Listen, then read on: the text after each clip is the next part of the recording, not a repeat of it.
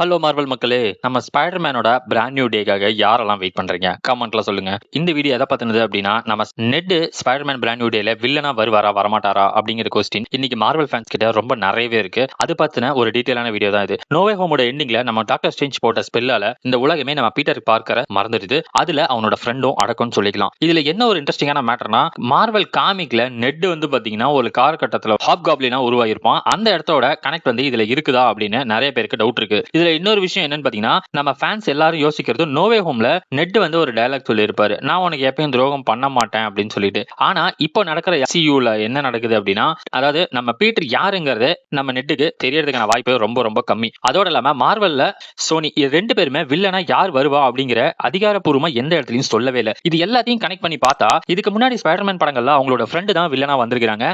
அதே மாதிரி இந்த படத்துல நடக்குமா நடக்காதா அப்படிங்கறத ரசிகர்களோட கேள்வியாவே இருக்கு. உங்களுக்கு என்ன தோணுது? ஒருவேளை நம்ம நெட் வில்லனா வந்தா எப்படி இருக்கும் அப்படிங்கறது தான். நெட் வில்லனா வந்தா எப்படி இருக்கும் அப்படிங்கறத நீங்க எனக்கு கமெண்ட்ல சொல்லுங்க. I won't turn into a supervillain and try to kill you.